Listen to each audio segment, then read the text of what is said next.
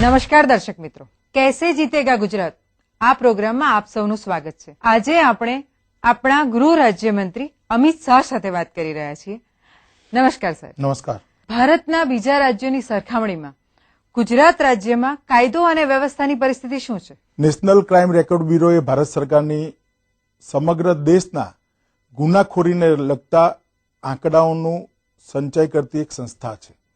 આ national crime record બ્યુરોએ 2005ના જે આંકડા પ્રસિદ્ધ કર્યા છે એ આંકડા મુજબ ભારત દેશની અંદર દર લાખની વસ્તીએ 18.3 હિંસક ગુનાઓ બને છે અને પછી એમને રાજ્યના આંકડા પ્રસિદ્ધ કર્યા છે।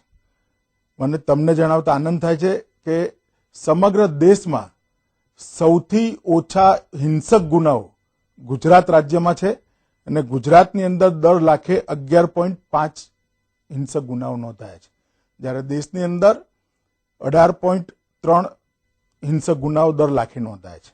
રાજસ્થાન, હિમાચલ, મહારાષ્ટ્ર, ઓરિસ્સા, હરિયાણા, કર્ણાટક, મધ્યપ્રદેશ, કેરાલા, ઝારખંડ, વેસ્ટ બેંગોલ આ બધા જ રાજ્યો હિંસક ગુનાઓની સરખામણીમાં ગુજરાત કરતા ઉપરનું સ્થાન ધરાવે છે। આની પરથી નિશ્ચિત રીતે કહી શકાય કે ગુજરાત એ કાયદો અને વ્યવસ્થાની પરિસ્થિતિની દૃષ્ટિએ સમગ્ર દેશમાં સારામાં સારી પરિસ્થિતિ ધરાવનારું રાજ્ય છે। આપણા રાજ્યમાં નબળા વર્ગોની પરિસ્થિતિ વિશે આપ કોઈ પ્રકાશ પાડી શકશો? મેડમ, તમારો પ્રશ્ન નબળા વર્ગો માટેનો છે તો અનુસૂચિત જનજાતિ, અનુસૂચિત જાતિ અને મહિલાઓ આ ત્રણની પરિસ્થિતિ પરથી સમગ્ર રાજ્યની કાયદો અને વ્યવસ્થાની પરિસ્થિતિનું આકલન કરી શકાતું હોય છે। જ્યાં સુધી અનુસૂચિત જનજાતિનો પ્રશ્ન છે ત્યાં સુધી હું 1990 થી 94 એમાં કોંગ્રેસનું શાસન હતું અને 2002 થી 2006 વર્તમાન સરકારનું શાસન રહ્યું। બંનેના આંકડાની સરખામણી આપવા માંગુ છું। 1990 થી 94 અને 2002 થી 6 સુધીમાં વસ્તીમાં 37% વધારો નોંધાયો છે અને એની સામે 1990 થી 94 સુધીમાં અનુસૂચિત જનજાતિ એટલે આદિવાસીઓ સામે 1439 ગુનાઓ નોંધાયા હતા અને 2002 થી 2006માં 730 ગુનાઓ નોંધાયા છે। એટલે 37% વસ્તી વધ્યા પછી 2002 થી 2006ના સમયગાળામાં 49% ગુનામાં ઘટાડો થયો છે।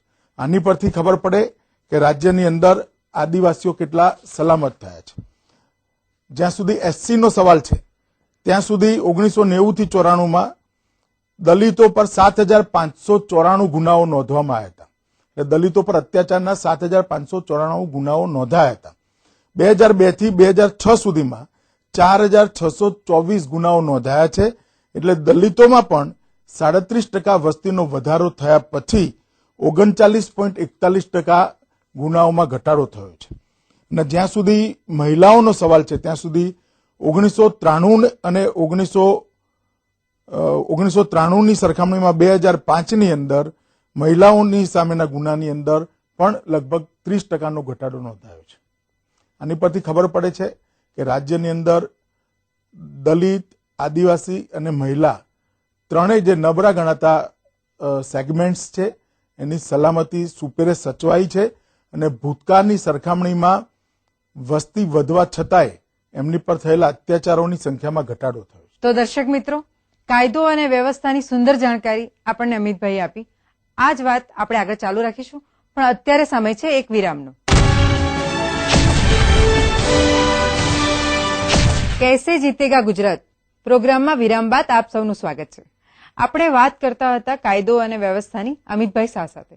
ગુજરાતમાં નશાબંધી છે અને લઠ્ઠાકાંડને કારણે ઘણા બધા કિસ્સાઓ બનતા હોય છે, તો છેલ્લા 5 વર્ષમાં આપણા રાજ્યમાં લઠ્ઠાકાંડના એવા કેટલા કિસ્સાઓ બન્યા હશે? છેલ્લા 5 વર્ષમાં નરેન્દ્ર મોદી સરકારના શાસનમાં ગુજરાતમાં નશાબંધીનો કડકમાં કડક અમલ કરવામાં આવ્યો છે અને નશાબંધીને કાયદા તરીકે નહીં પણ એક સમાજની જરૂરિયાત તરીકે આ સરકારે સ્વીકારી છે અને એના આંકડાકીય પરિણામો ખૂબ સુંદર છે। 1990 થી 1994 જ્યારે કોંગ્રેસ પાર્ટીનું આ રાજ્યની અંદર શાસન હતું એ વખતે કુલ 23 લઠ્ઠાકાંડના કેસો બન્યા હતા।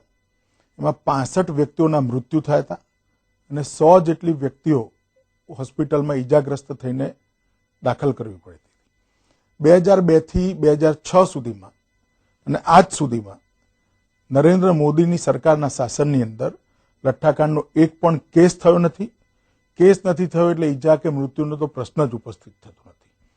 આમ લોકો ઝેરી શરાબ ના પીવે એના માટે રાજ્યના ગૃહ વિભાગે ખૂબ ચુસ્તતાપૂર્વક ઝેરી શરાબ બનાવનારાઓ અને વેચનારાઓ ઉપર કાબુ મેળવ્યો છે. તો કોંગ્રેસનો આરોપ છે કે છેલ્લા 5 વર્ષમાં કાયદો અને વ્યવસ્થાની ગુજરાતની પરિસ્થિતિ ખૂબ લથડી છે. તો એ બાબતમાં તમારું શું કહેવું છે? કોંગ્રેસ જોડે ચૂંટણી નજીક આવી રહી છે, કોઈ મુદ્દાઓ નથી, એટલે જૂઠા બેબુનિયાદ આરોપો ભારતીય જનતા પાર્ટીની સરકાર પર કોંગ્રેસના નેતાઓ વારે તહેવારે લગાવતા હોય છે. 1991 થી 94 આ રાજ્યની અંદર કોંગ્રેસનું છેલ્લું શાસન હતું. એ પછી ક્યારેય કોંગ્રેસ શાસનમાં આવી નથી. 1991 થી 94 4 વર્ષની અંદર રાજ્યમાં 5943 ખૂન થયા હતા. એની સામે 2003 થી 2006 4513 ખૂન થયા છે. એટલે 37% વસ્તી વધ્યા પછી 24% ખૂનોની માં ઘટાડો થયો છે.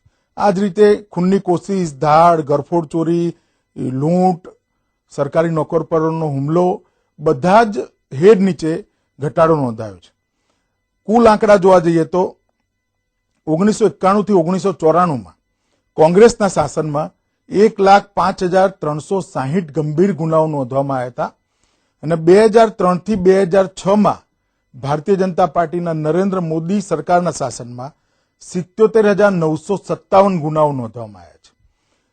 કુલ વસ્તીમાં 37% વધારો થયો છે અને ગુનાઓમાં 26% ઘટાડો થયો છે. એમ છતાંય જો કોંગ્રેસના નેતાઓ એવું કહેતા હોય કે કાયદો અને વ્યવસ્થાની પરિસ્થિતિ કથળી છે, તો નિર્ણય તો ગુજરાતની પ્રજાએ કરવાનો છે. એક જમાનો હતો કે ગુજરાતની પ્રજા લતીફ ગેંગ, હાજી ઇસ્માઇલ, ઇજ્જુ શેખ, રસુલ પાર્ટી, સંતોકબેન જાડેજા આવી કેટલીય ગેંગોના ત્રાસથી ત્રસ્ત હતી. છેલ્લા 5 વર્ષની અંદર સમગ્ર રાજ્યની અંદર ઓર્ગેનાઇઝ ક્રાઇમ ધરમૂળથી સરકારે ઉખાડીને ફેંકી દીધો છે. આજે એક પણ એવી જાણીતી લોકજીભે ચર્ચાતી ગેંગનું અસ્તિત્વ ગુજરાત રાજ્યની અંદર નથી. આ ઉપરાંત અનેક જગ્યાએ પહેલા ખંડણી લેવાના બનાવો બનતા હતા, બહેનો સલામત નથી. એ બધા જ આંકડાઓની અંદર છેલ્લા 5 વર્ષની અંદર ધરખમ ઘટાડો નોંધાયો છે. કાયદો અને વ્યવસ્થાની આવી સુંદર માહિતી અમારા સ્ટુડિયોમાં આવી અને અમારા દર્શક મિત્રોને આપી એ બદલ આપનો ખૂબ ખૂબ આભાર. ધન્યવાદ. ફરી મળીશું આ જ પ્રોગ્રામમાં આવા જ એક મહાનુભાવને. ત્યાં સુધી રજા આપશો.